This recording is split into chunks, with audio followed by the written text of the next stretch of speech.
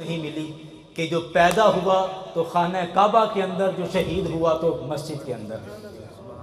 تو ہمارے بزرگ فرمایا کرتے تھے کہ میں اکثر سوچتا تھا کہ اس کی وجہ کیا ہے کہ حضرت علی المرتضیٰ کی ولادت خانہ کعبہ کے اندر اور پھر شہادت تو شہادت بھی مسجد کے اندر، آخر اس کی کوئی وجہ ہوگی، کوئی تو حکمت ہوگی۔ اتنا اسپیشل تو کسی کے لیے نہیں ہوتا، اور یہ جو ایک اسپیشلٹی، ایک خصوصیت حضرت علی المرتضیٰ رضی اللہ عنہ کی ہے، اس کی حکمت کیا ہو سکتی ہے، وجہ کیا ہو سکتی ہے؟ کہنے لگے کہ میں سوچتا رہا اور یہ میرا مسئلہ حل ہو گیا۔ کب؟ جب دیکھا کہ حضرت علی المرتضیٰ کا نکاح سیدہ فاطمہ الزہرا رضی اللہ عنہا کے ساتھ ہوا، کہ جب آپ کا نکاح سیدہ خاتون جنت سیدہ فاطمہ الزہرا رضی اللہ عنہا کے ساتھ ہوا، تو کہتے ہیں مجھے اب سمجھ آئی کہ اللہ تعالیٰ نے حضرت علی المرتضیٰ کی ولادت خانہ کعبہ کے اندر کیوں رکھی، اور آپ کی شہادت بھی مسجد میں اس وجہ سے رکھی کہ آپ کا نکاح رسول اکرم صلی اللہ علیہ وسلم کی صاحبزادی کے ساتھ ہونے والا تھا، اور خدا تعالیٰ کو یہ حکمت منظور تھی کہ دلہن اگر مصطفیٰ کے گھر کی ہے تو دولہا خدا کے گھر کا ہونا چاہیے۔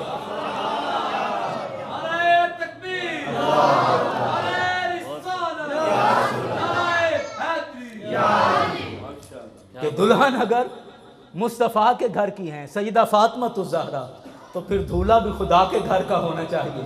تو اس لیے حضرت علی المرتضیٰ کی ولادت کہتے ہیں خانہ کعبہ کے اندر ہوئی ہے کہ اللہ نے وہ اعزاز آپ کو عطا فرمائے ہیں، امام الاولیاء ہیں، شہنشاہ ولایت ہیں، شیر خدا ہیں۔ آپ کے اوصاف جس قدر بھی بیان کرتے چلے جائیں وہ ہماری بساط ختم ہو جائے گی، ہمارا علم، ہماری قوت گفتار ختم ہو جائے گی، آپ کے اوصاف ختم نہیں ہوں گے۔ میں ایک دفعہ شکریہ ادا کرنا چاہوں گا انجمن خدام اولیاء کا کہ آپ نے اس خوبصورتی کے ساتھ اس پروگرام کو مینیج کیا ہے۔ اور الحمدللہ الذی لم یزل عالما قدیرا حجا قیوما سمیعا بصیرا والصلاة والسلام علی رسوله الذی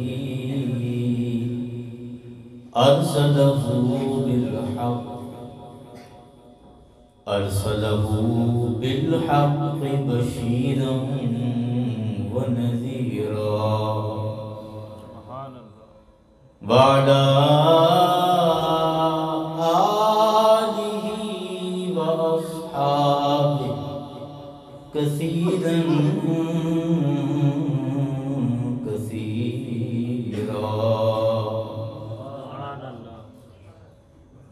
أما بعد فأعوذ بالله من الشيطان الرجيم بسم الله الرحمن الرحيم سبحان الذي أسرى بعبده ليلا من المسجد الحرام ليلا من المسجد الحرام إلى المسجد الأقصى صدق الله العظيم وصدق رسوله النبي الأمين الكريم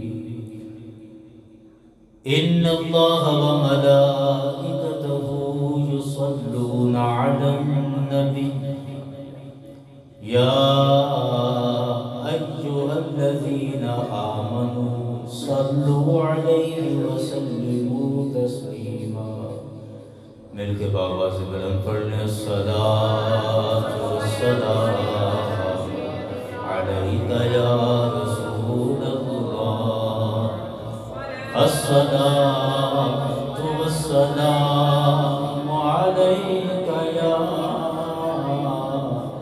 حبيب الله الصلاة والسلام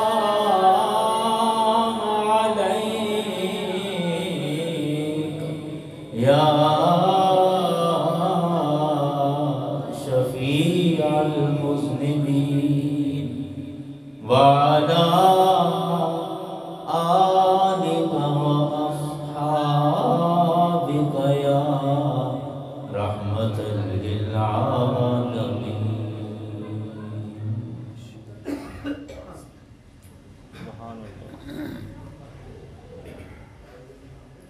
پختہ ہوتی اگر مصلحت اندیش ہو عقل، عشق ہو مصلحت اندیش تو ہے خام ابھی، بے خطر کود پڑھا آتش نمرود میں عشق، عقل ہے محو تماشائے لبے بام ابھی، صدق خلیل بھی ہے عشق، صبر حسین بھی ہے عشق، مارکائے وجود میں بدر و حنین بھی ہے عشق، اور شاد باد اے عشق خوش سودائے ماں، اے طبیب جملہ علت ہائے ماں، غریبم یا رسول اللہ غریبم، نہ دارم در جہاں جز تو حبیبم، برین اعظم کے ہستم امتے تو گناہ گارم ولیکن خوش نصیبم۔ حمد و ثنا کے بعد واجب الاحترام سامعین ذی وقار، آج کی یہ پروقار تقریب انجمن خدام اولیاء کی طرف سے انعقاد پذیر ہے۔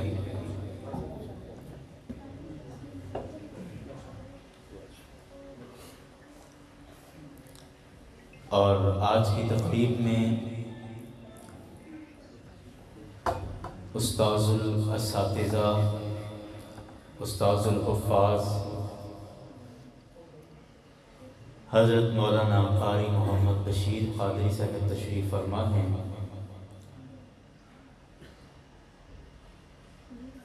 خطیب اہل سنت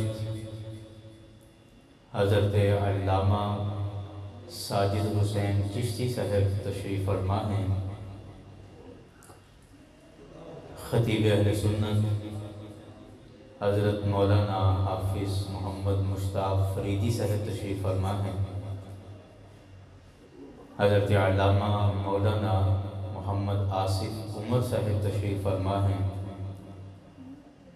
حاجی رانا محمد سرفراز سلطانی صاحب صدر جماعت اہل سنت آپ تشریف فرما ہیں،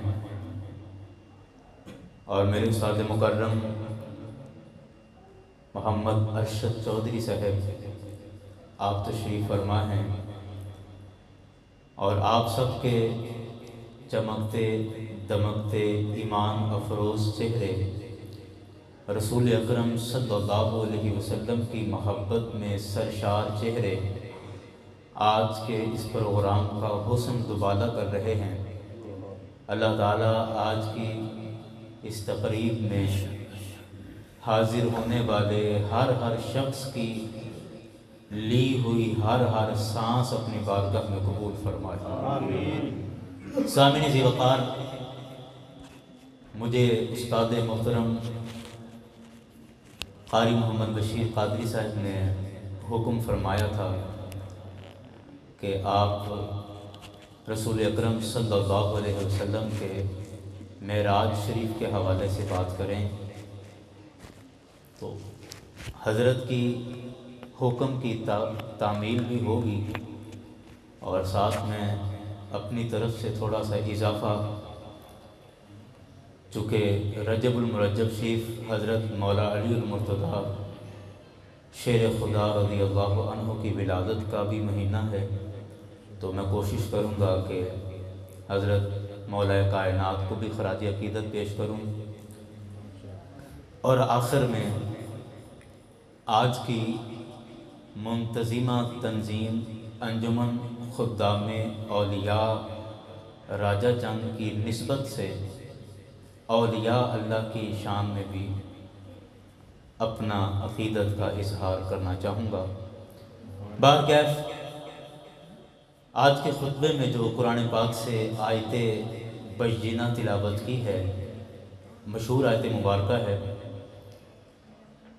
رب کائنات نے ارشاد فرمایا سبحان الذی اسری بعبدہ، پاک ہے وہ ذات جس نے سیر کروائی اپنے بندہ خاص کو من المسجد الحرام الی المسجد الاقصی، مسجد حرام یعنی بیت اللہ شریف سے لے کر مسجد اقصی تک، الذی بارکنا حولہ لنریہ من آیاتنا، مسجد اقصی وہ ہے کہ جس کے ارد گرد ہم نے برکتیں رکھ دی ہیں تاکہ ہم اپنی نشانیاں دکھائیں آپ کو۔ سامعین ذی وقار، فلسفہ معراج سمجھنے سے پہلے میں چاہوں گا کہ آپ ایک چھوٹی سی تمہید سماعت کریں، پھر جس نہج پر میں مضمون کو لانا چاہوں گا میں سمجھوں گا کہ آپ بھی وہاں تک پہنچ چکے ہیں۔ رب کائنات کا روز ازل سے یہ اصول رہا ہے کہ رب کائنات نے جس علاقے کے اندر کسی بھی نبی کو بھیجنا ہوتا، اس نبی کو اللہ تعالیٰ وہ معجزہ عطا فرماتا جس کام کی وہ قوم ماہر ہوتی۔ جملہ مشکل ہے، میں آسان کروں گا مثالوں کے ساتھ، لیکن میں دہراتا ہوں، ذہن میں بٹھانے کی کوشش کریں کہ رب کائنات کا شروع سے یہ اصول رہا کہ اللہ تعالیٰ نے اپنے جس بھی نبی کو جس بھی قوم کی طرف بھیجنا ہوتا، جس بھی علاقے میں بھیجنا ہوتا، اس علاقے کے لوگ، اس قوم کے لوگ جس کام میں ماہر ہوتے، جس ہنر میں ماہر ہوتے، اللہ تعالیٰ اپنے اس نبی کو بھی ویسا ہی معجزہ عطا فرماتا۔ سبحان اللہ۔ میں مثال دوں گا تو بات اور آسان ہو جائے گی۔ حضرت یونس علیہ السلام کا، حضرت صالح علیہ السلام کا جب زمانہ تھا تو حضرت صالح علیہ السلام کے زمانے میں آپ کی جو قوم کے لوگ تھے وہ پتھر کے بڑے کاریگر تھے، پتھر کا ایک سے ایک بڑھ کر نمونہ تیار کرتے تھے، بڑی عالیشان، بڑی خوبصورت، اپنے اعتبار سے، اپنی کاریگری کے اعتبار سے مورتیاں تیار کرتے تھے اور مجسمے تیار کرتے تھے، اور سنگ تراشی کے شعبے میں بڑے ماہر تھے۔ تو اللہ تعالیٰ نے حضرت صالح علیہ السلام کو بھی پتھر کا معجزہ عطا فرمایا۔ قوم پتھر کے کام کی ماہر تھی، تو اللہ نے اپنے نبی حضرت صالح علیہ السلام کو بھی پتھر کا معجزہ عطا فرمایا۔ وہ معجزہ کیا تھا؟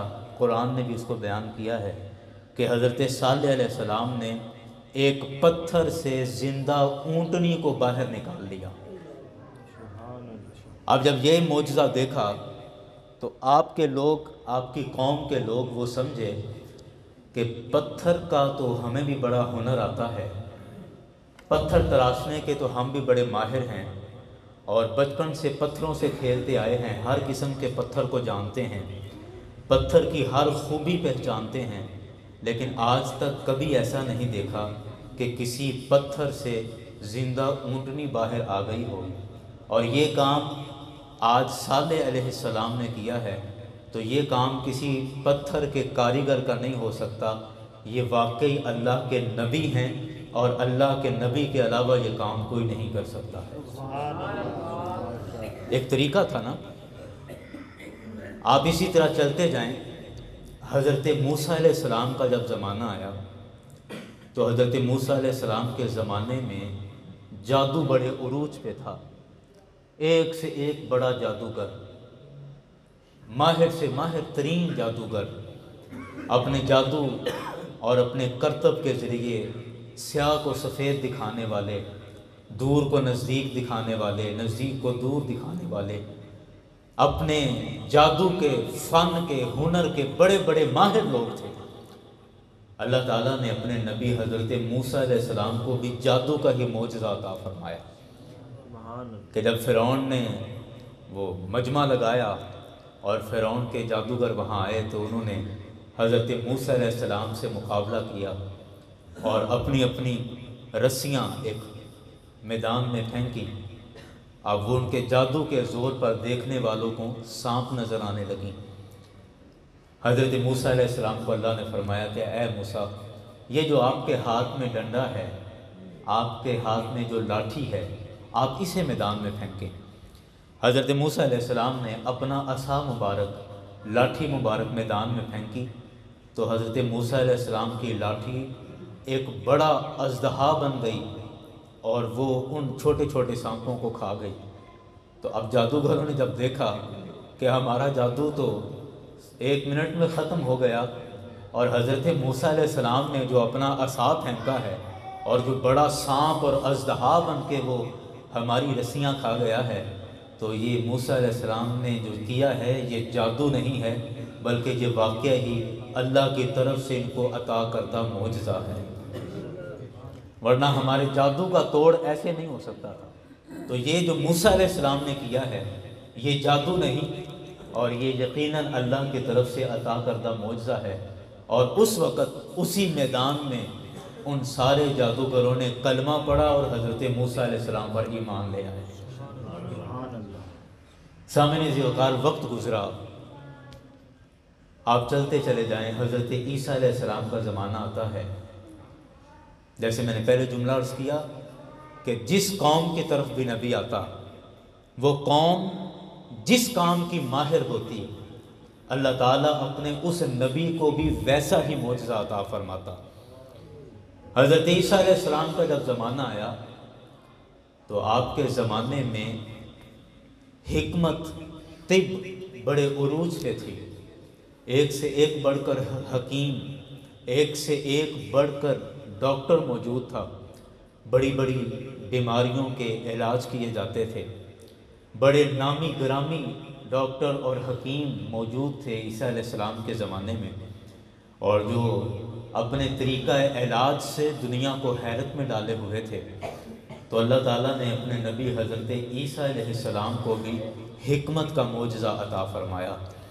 عیسیٰ علیہ السلام کو کیا معجزہ دیا کہ حضرت عیسیٰ علیہ السلام کو اللہ نے یہ معجزہ دیا کہ آپ کسی اندھے کی آنکھوں پہ بس ہاتھ رکھتے تھے، اللہ آنکھیں عطا کر دیتا تھا۔ آپ کسی کوڑ اور برس والے کے جسم پر ہاتھ پھیرتے تھے، اللہ تعالیٰ شفا عطا کر دیتا تھا۔ حتیٰ کہ آپ کسی مردے کو کہتے تھے قم بإذن اللہ، مردے کو کہتے تھے اللہ کے حکم سے کھڑا ہو جا، تو مردہ زندہ ہو جایا کرتا تھا۔ جب یہ معجزات حضرت عیسیٰ علیہ السلام کے زمانے کے حکیموں نے دیکھے تو وہ جان گئے، سمجھ گئے کہ حکمت میں اور ڈاکٹریت میں شاید ہمارا کوئی ثانی نہیں ہے، لیکن جو عیسیٰ علیہ السلام کرتے ہیں یہ ڈاکٹری نہیں ہے، یہ حکمت نہیں ہے، یہ طب نہیں ہے۔ طب کا اصول ہے کہ سب سے پہلے بیماری کی تشخیص کی جاتی ہے، بیماری پہچانی جاتی ہے، اس کے بعد اس کا نسخہ تجویز کیا جاتا ہے، اس کے بعد ایک عرصہ تک وہ دوائی مریض استعمال کرتا ہے، پھر شفا ہوتی ہے۔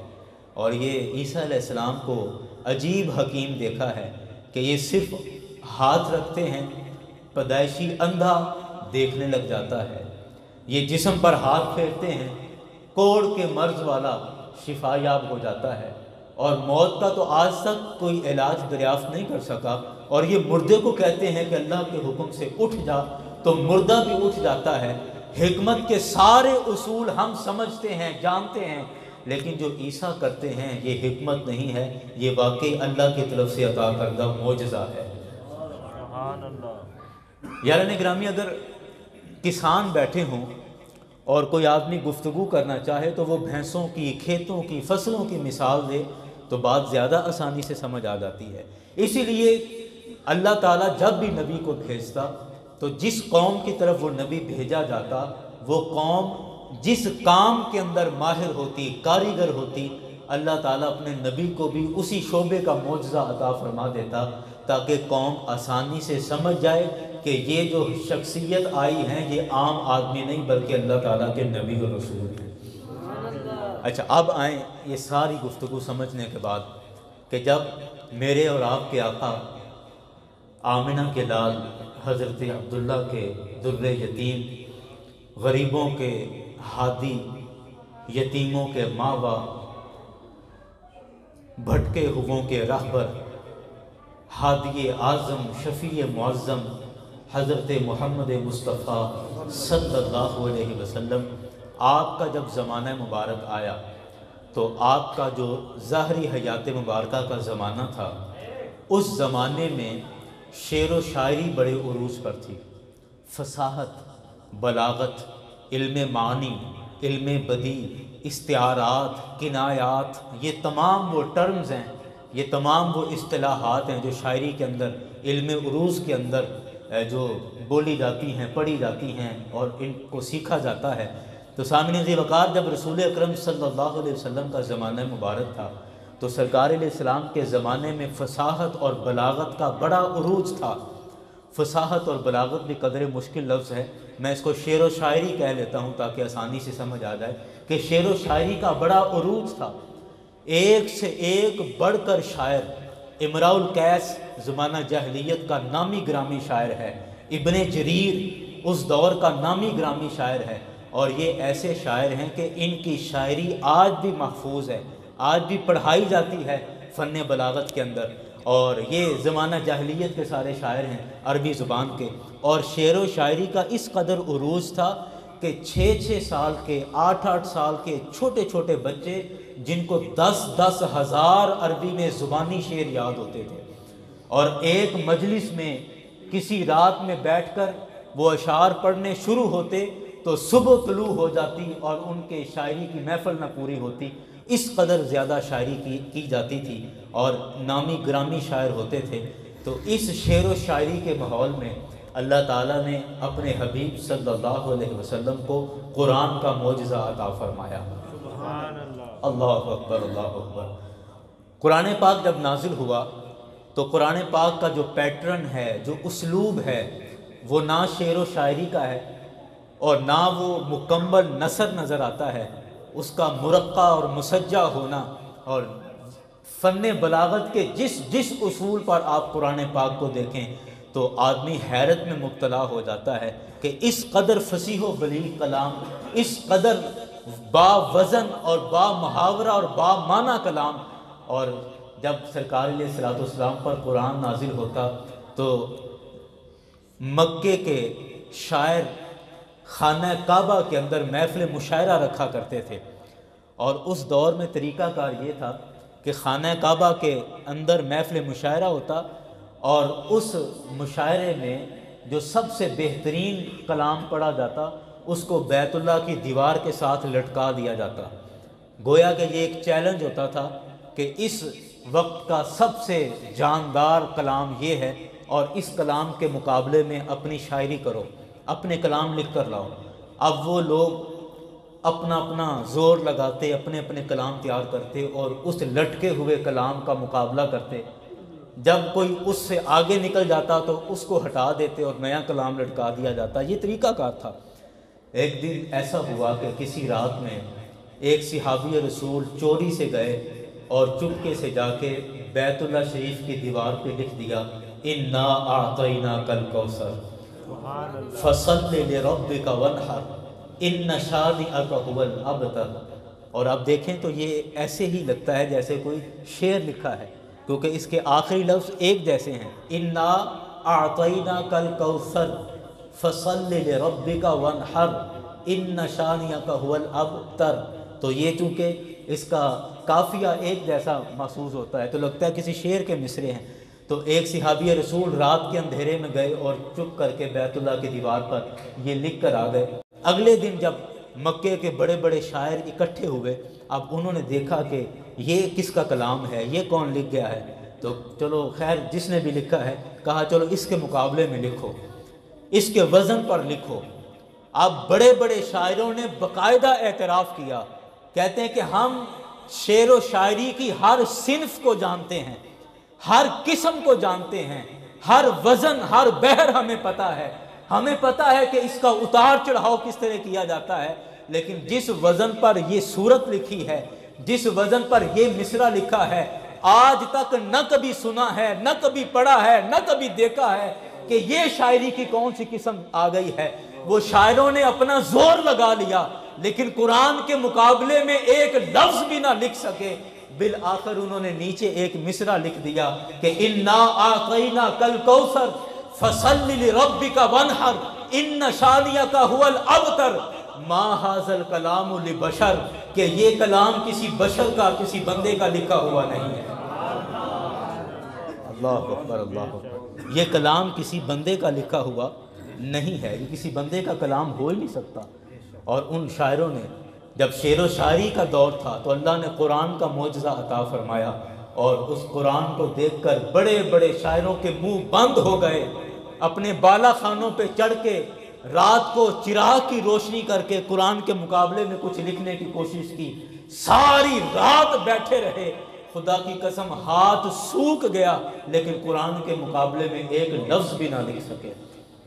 اللہ اکبر, اللہ اکبر. امراء القیس ایک بڑا بیوقوف قسم کا شاعر تھا, اب دلچسپی کے لیے عرض کر رہا ہوں. اس نے کہا کہ میں قرآن کے مقابلے میں لکھوں گا, تو اس نے القاریہ تم القاریہ اس کے مقابلے میں لکھا. کہتا الفیل ملفیل وما ادراک ملفیل. یہ اس نے ایک کلام اپنا جوڑا, اور جب اگلے دن اس نے آ کے پڑھا نا تو سب لوگوں نے کہا کہ یہ کیا تو بے وقوفانہ بات کر رہا ہے کہ القاریہ کے وزن پر لے کر آیا ہے. تو القاریہ کا تو مطلب ہے کہ کھنکھناتی ہوئی. یہ کیا ہے کھنکھناتی ہوئی, تمہیں کیا پتا, یا تم کیا سمجھے کہ یہ کھنکھنانے والی کیا ہے. تو وہ تو واقعی نہیں کسی کو پتا, قیامت کی بات ہو رہی ہے نا, تو واقعی کسی کو نہیں پتا کہ قیامت کیا چیز ہے, صحیح ادراک تو کسی کو نہیں, وہ تو بات سمجھ آتی ہے. اور تو لے کر آیا ہے الفیل, فیل کا مطلب ہے ہاتھی, الفیل ملفیل, ہاتھی یہ کیا ہے ہاتھی, وما ادراک ملفیل تمہیں کیا پتا کہ ہاتھی کیا ہے. ان کا ہم سب کو پتا ہے ہاتھی کیا ہوتا ہے. تو یعنی جس نے اگر قرآن کے مقابلے میں لکھنا بھی چاہا تو اس قدر ذلیل و رسوا ہوا کہ اس کے اپنے لوگوں نے کہا کہ یہ کیا بے وقوفانہ اور احمقانہ حرکت کی ہے. لیکن خیر میں گفتگو کو آگے چلاتا ہوں. بات عرض کر رہا تھا کہ اللہ تعالیٰ کا یہ اصول اور قانون رہا کہ رب کائنات جس زمانے میں جس قوم کے اندر بھی اپنا نبی اور رسول بھیجتا تو وہ قوم جس کام کی ماہر ہوتی اللہ تعالیٰ اپنے اس نبی کو بھی ویسا ہی معجزہ عطا فرماتا. تو میں نے سرکار علیہ السلام کے ظاہری حیات مبارکہ کے زمانے کی بات کی ہے. اب تھوڑا سا بات کو اپنے مضمون پر میں لے کر آتا ہوں کہ آج کا دور بھی تو سرکار کا ہی دور ہے, آج کا زمانہ بھی تو سرکار کا ہی زمانہ ہے. لیکن اگر دیکھیں کہ آج کس چیز کا عروج ہے, یہ زمانہ کس چیز کا ہے, تو وہ تو شعر و شاعری تھی. لیکن آج تو شعر و شاعری کا زمانہ نہیں ہے, آج تو شعر و شاعری کا دور نہیں ہے. ہاں آج سے کچھ 100 سال پہلے کہا جاتا جو مغلیہ دور تھا تب بڑے بڑے نامی گرامی شاعر ہوئے, لیکن اب تو بیچارے پتہ نہیں کہاں چھپ چھپا گئے سارے شاعر. اب تو شعر و شاعری کا زمانہ نہیں ہے. آج کل تو دور بھی سائنس کا دور ہے, آج دور ٹیکنالوجی کا دور ہے. کل تک ہم کسی بھی شے کو ناممکن سمجھتے تھے, آج وہ بالکل معمولی سی بن کے ہمارے سامنے آ گئی ہے. جو دنوں کا سفر تھا سائنس نے ترقی کی اور وہ سفر گھنٹوں میں بدل گیا. جو میلوں کی مسافت تھی وہ منٹوں میں تبدیل ہوتی چلی گئی. لوگوں نے سمندر میں سفر کرنا, ہوا میں سفر کرنا ممکن بنا لیا ہے. آج کا تو زمانہ سائنس کا زمانہ ہے, آج کا دور ٹیکنالوجی کا دور ہے. لوگ چاند پر پہنچ گئے, سیٹلائٹ فضا کے اندر بھیج دیا گیا اور پوری دنیا کو گلوبل ولیج بنا دیا گیا, پوری دنیا کو ایک دوسرے کے ساتھ رابطے میں کر دیا گیا. آج کا زمانہ تو سائنس کا زمانہ ہے. تو دیکھیں آج کے دور کے حساب سے اللہ نے اپنے نبی کو کیا معجزہ عطا فرمایا ہے. تو یاران گرامی میں کہتا ہوں جب سرکار کے واقعہ معراج کو دیکھتے ہیں تو حوصلہ بڑھ جاتا ہے، سینہ چوڑا ہو جاتا ہے کہ اللہ نے ہمیں وہ نبی عطا فرمایا ہے کہ جس نبی کو معراج کے ذریعے اللہ نے آسمان کی بلندیوں کا سفر عطا کیا کہ آج کا اگر کوئی انگریز، آج کا اگر کوئی غیر مسلم سائنسدان آج ہمیں کہتا ہے کہ ہم چاند پر پہنچ گئے ہیں، ہم سے افضل کون ہو سکتا ہے، ہم مریخ پر جا رہے ہیں، ہم سے بڑھ کر اور کون ہو سکتا ہے؟ میں کہتا ہوں وہاں ایک ادنا سا محمد عربی کا غلام فخر سے کہہ سکتا ہے کہ تم آسمانوں پر سفر کر رہے ہو، چاند پر پہنچے ہو، مریخ پر جا رہے ہو، لیکن ہم جس نبی کا کلمہ پڑھنے والے ہیں، جس نبی کے غلام ہیں، اللہ نے ساتوں آسمانوں سے اوپر جنت کی سیریں کروائی ہیں، اللہ نے اپنے نبی کو عرش کی سیریں کروائی ہیں، عرش سے اوپر سدرۃ المنتہا، سدرۃ المنتہا سے اوپر لامکان تک کی سیریں کی ہیں۔ ارے جس چاند پر پہنچ کر تم پوری دنیا میں شور مچا رہے ہو، جس چاند پر آج جدید دور میں پہنچ کر تم ترقی کر رہے ہو، ارے اس چاند پر میرے مصطفیٰ 1450 سال پہلے نقش قدم لگا چکے ہیں۔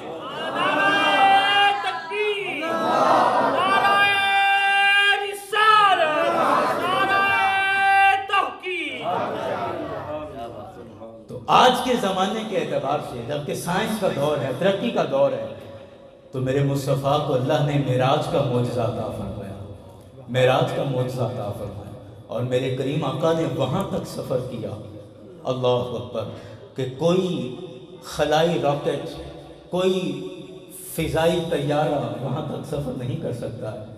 میرے کریم آقا نے، میرے کریم آقا کی پرواز کو کوئی نہیں پہنچ سکتا ہے۔ یہ سائنس جتنا بھی اونچا اڑے اور اپنے عروج کی انتہا پر بھی پہنچ جائے، جس انتہا پر بھی پہنچے، میرے مصطفیٰ کا نقش قدم وہاں پہلے سے موجود ہوگا۔ یاران گرامی، سرکار کی غلامی پر ہمیں فخر نہ ہو تو بتاؤ اور کیا کریں؟ سرکار کی غلامی پر ہمیں ناز نہ ہو کہ ہم نکمے ہیں، ہم نکارہ ہیں، ہم غفلت میں پڑے ہیں، ہم غافل ہیں، سست ہیں، سب کچھ ہے، لیکن کم از کم اتنا مان تو ہے کہ محمد مصطفیٰ کے غلام ہیں۔ سرکار نے اپنی غلامی سے ہمیں پوری دنیا میں عزت عطا فرما رکھی ہے، پوری دنیا میں عزت عطا فرما رکھی ہے۔ اللہ اکبر، اللہ اکبر۔ مجھے وہ شعر یاد آ رہا ہے، ذوق ہو تو مل کے پڑھ لیں، کیا خیال ہے؟ تو ذرا بلند آواز سے پڑھ لیں۔ شاعر کہتے ہیں، جب سے تیری نظر سے نظر مل گئی، ہم کو دونوں جہاں کا پتہ مل گیا، ناز کرتا ہوں اپنے مقدر پہ میں، الحمدللہ ناز کرتا ہوں اپنے مقدر پہ میں، ناز کرتا ہوں اپنے مقدر پہ میں، آپ جیسا مجھے پیشوا مل گیا، ناز کرتا ہوں اپنے مقدر پہ میں، ناز کرتا ہوں اپنے مقدر پہ میں، آپ جیسا مجھے پیشوا مل گیا، جب سے تیری نظر سے نظر مل گئی۔ سرکار کی غلامی نے ہمیں پوری دنیا میں عزت دے رکھی ہے، اور میں اکثر یہ بات عرض کرتا ہوں، اور یہ میرا درد دل ہے، میں اکثر یہ دوستوں سے اس کا اظہار کرتا ہوں کہ ہم بعض دفعہ اغیار کی تعریفوں کے پل باندھ دیتے ہیں، انگریزوں کی تعریفیں شروع کرتے ہیں تو پھر نہ کوئی شروع اور نہ کوئی اس کے اختتام کی حد ہوتی ہے، اور پھر لگ جاتے ہیں اس کے پیچھے، اور یہاں تک میں اکثر کہتا ہوں، کہہ دیا جاتا ہے کہ لو جی ساڑھے تو وہ کافر ہی چنگے نے، ساڑھے تو انگریز ہی چنگے نے۔ یاران گرامی، سوچیں کہ میرے مصطفیٰ نے ہمیں وہ عزتیں دے رکھی ہیں وہ عزتیں دے رکھی ہیں کہ وہ انگریز، وہ غیر مسلم، وہ کافر جہاں تک بھی پہنچے گا انشاءاللہ میرے مصطفیٰ کے قدموں سے آگے نہیں جا سکتا ہے۔ جہاں بھی رہے گا میرے مصطفیٰ کے قدموں کے نیچے ہی رہے گا، میرے سرکار علیہ الصلوۃ والسلام سے کوئی بڑھ نہیں سکتا ہے۔ تو ایسے آقا کی ہمیں غلامی نصیب ہے۔ میں اس لیے کہتا ہوں کہ شکر الحمدللہ کہ سرکار علیہ الصلوۃ والسلام نے ساری کائنات میں ہمیں عزتیں عطا فرما دی ہیں۔ یاران گرامی، معراج شریف کے حوالے سے میں ایک اور بات عرض کر کے پھر گفتگو کو سمیٹنے کی طرف آ جاؤں گا کہ سر سید احمد خان نے خطبات احمدیہ میں رسول کریم صلی اللہ علیہ وسلم کے معراج شریف کا ذکر کرتے ہوئے ایک بڑی عجیب اور بڑی بے تکی سی بات لکھی ہے، اور ہمارے کالجز میں، یونیورسٹیز میں اس پر تبصرے بھی کیے جاتے ہیں، اور وہ ایک نیا شوشہ چھوڑا گیا ہے کہ سرکار علیہ الصلوۃ والسلام کو جو معراج ہوئی یہ کوئی باقاعدہ جسمانی سفر نہیں تھا، یہ سوتے میں ایک خواب نظر آئی تھی، اور وہ خواب تھا۔ معراج جو سارا تھا یہ کیا تھا؟ ایک خواب تھا۔ یہ ایک نیا سا ایک لطیفہ انہوں نے لکھا اپنی خطبات احمدیہ میں۔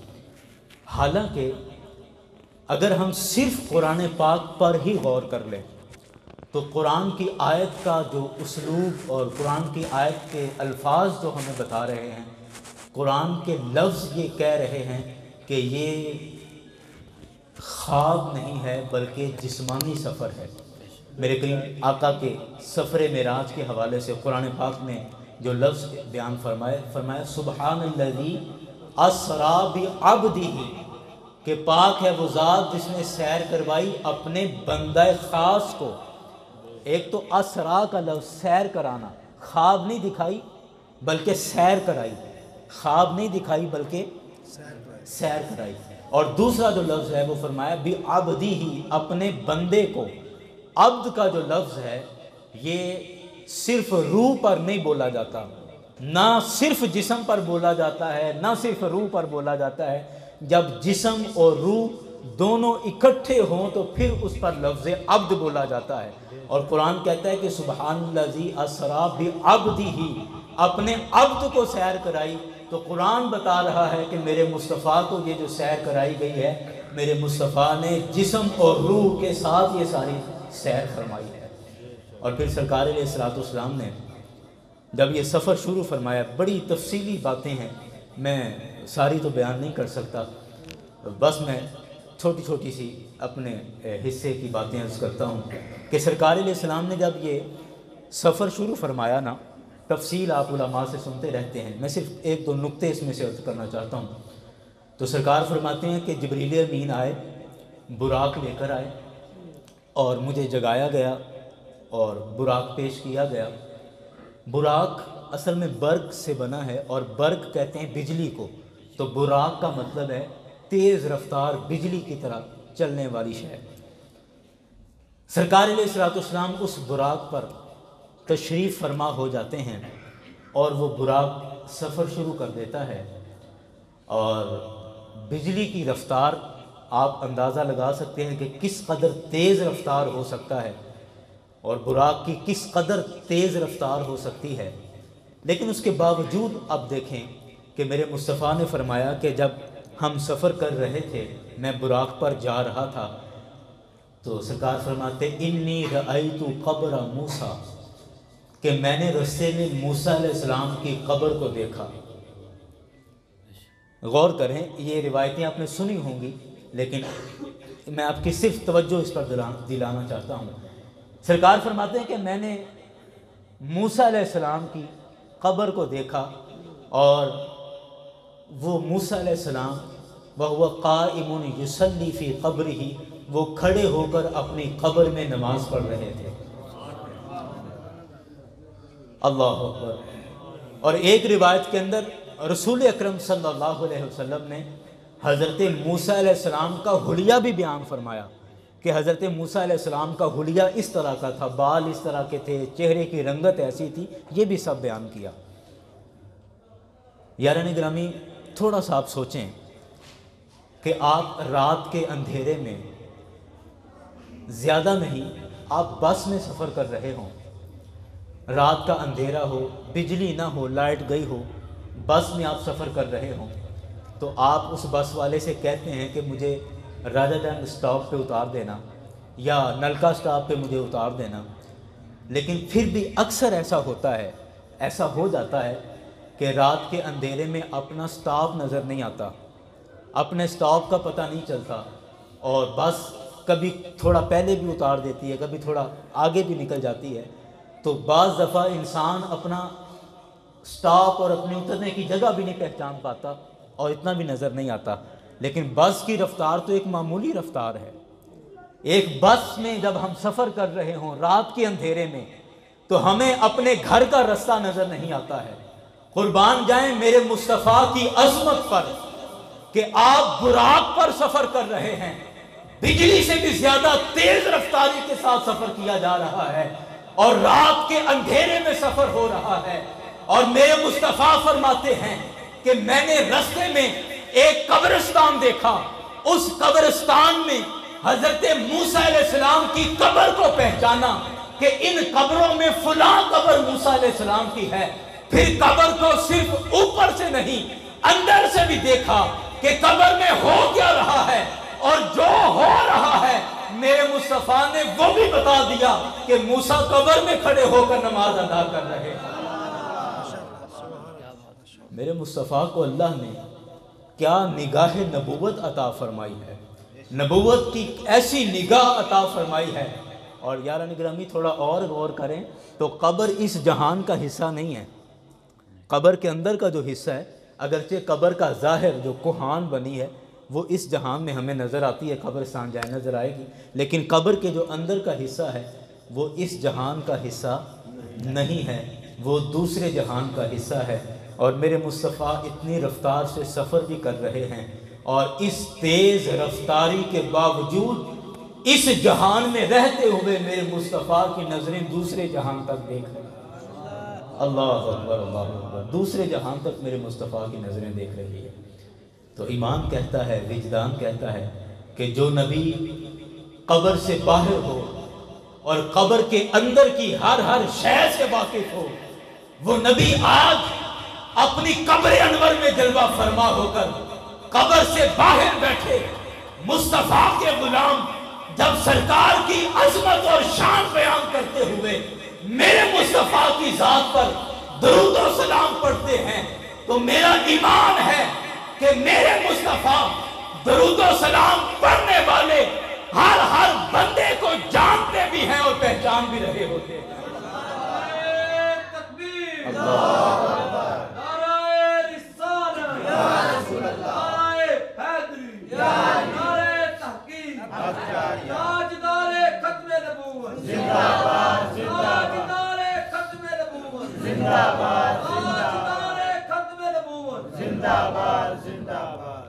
یاران گرامی، جب یہ سفر جہاں تک قرآن نے بیان کیا ہے مسجد اقصیٰ تک، جب مسجد اقصیٰ پہنچے تو حضرت جبریل امین نے رسول پاک صلی اللہ علیہ وسلم کے براق کی لگام پکڑی، سرکار علیہ السلام براق سے نیچے اترے، مسجد اقصیٰ کے دروازے کے ساتھ حضرت جبریل امین نے براق باندھا، میرے کریم آقا اندر تشریف لے کر گئے۔ تمام نبی انتظار میں تھے کہ امام کب آتا ہے۔ میرے کریم آقا جلوہ فرما ہوئے مصلی امامت پر تشریف لے کے گئے۔ تمام نبیوں نے میرے مصطفیٰ کی ابتدا میں نماز پڑھ کے بالاتفاق مصطفیٰ علیہ السلام کو اپنا امام تسلیم کیا ہے۔ یہاں ایک دلچسپ بات عرض کرتا ہوں کہ حضرت جبریل امین نے براق بیت مقدس شریف کے دروازے کے ساتھ باندھ دیا۔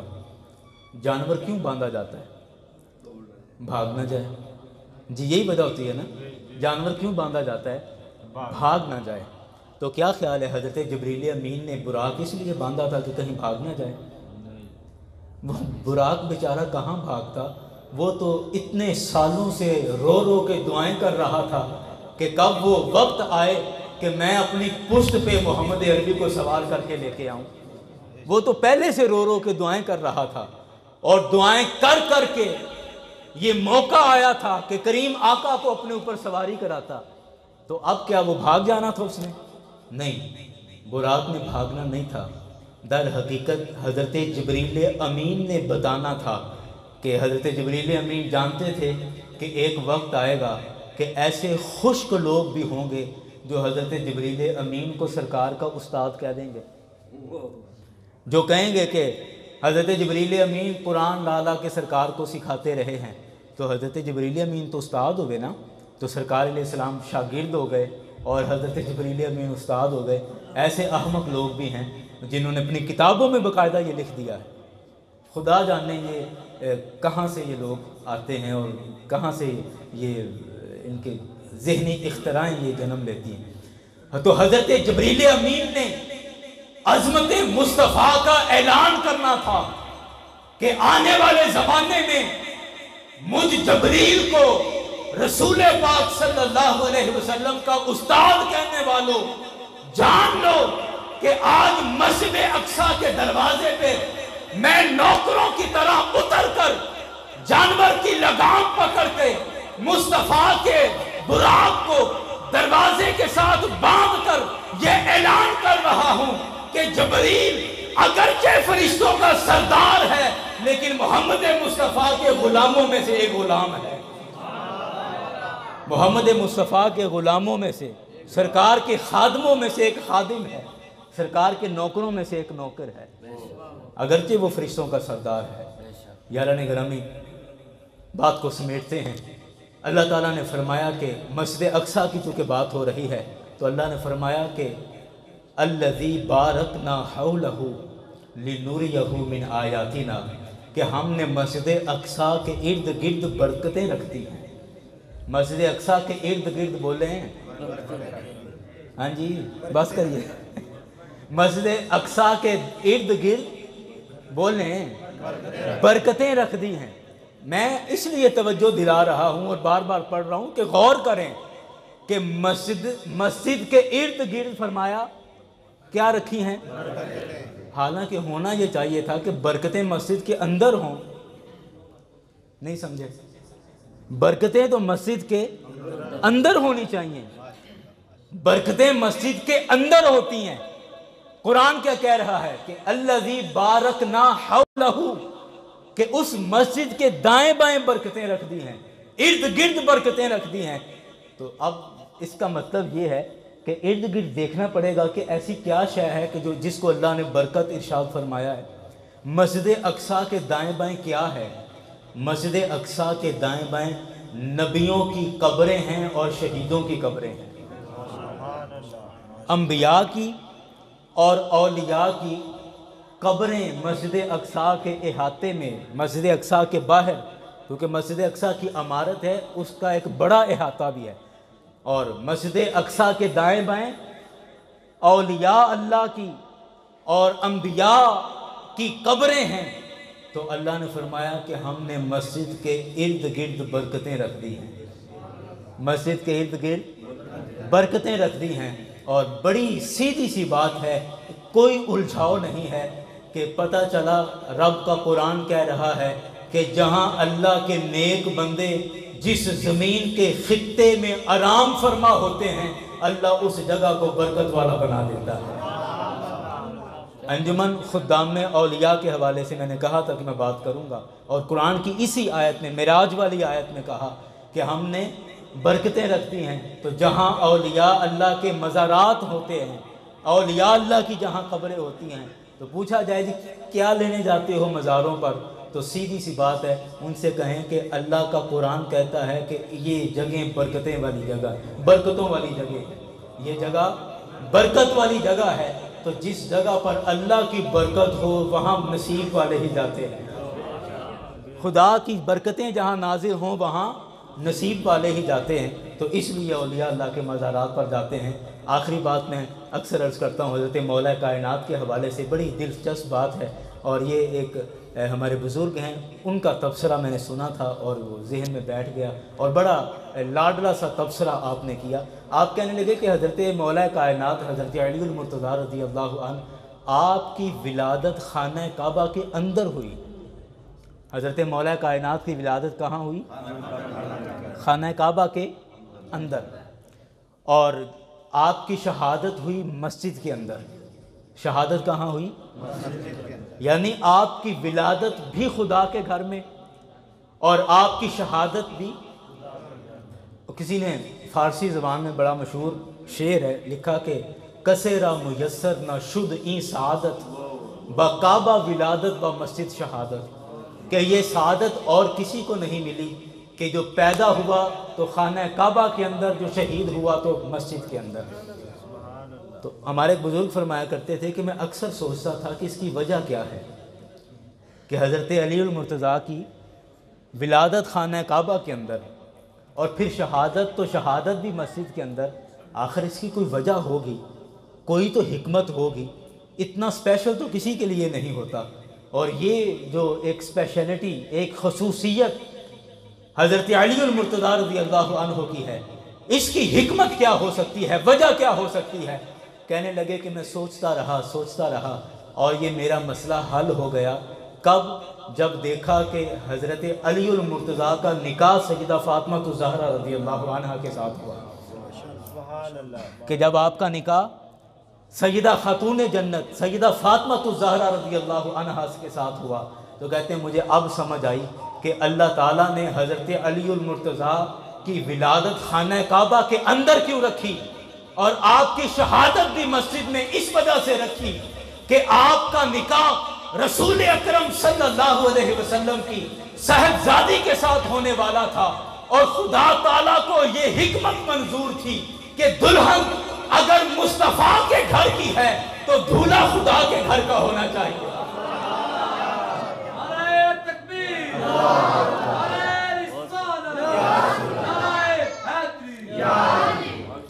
کہ دلہن اگر مصطفیٰ کے گھر کی ہیں سیدہ فاطمہ الزہرا تو پھر دولہا بھی خدا کے گھر کا ہونا چاہیے.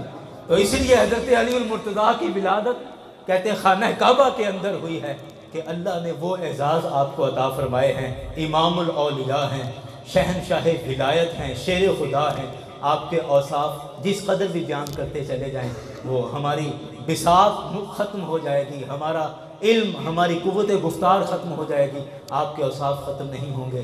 میں ایک دفعہ شکریہ ادا کرنا چاہوں گا انجمن خدام اولیاء کا کہ آپ نے اس خوبصورتی کے ساتھ اس پروگرام کو مینیج کیا ہے. اور ان تمام مہمانوں کا جو تشریف لائے اور جن کی تشریف آوری سے مجھ ناچیز کو ایک حوصلہ ملا. آپ کو دیکھ کر بڑی خوشی ہوئی اور دل باغ باغ ہوا ہے. اللہ تعالیٰ سب کی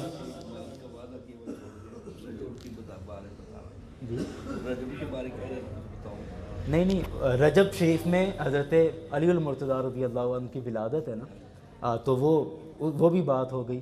اور انجمن خدام اولیاء تو انشاءاللہ موقع رہا تو پھر بات چلتی رہے گی.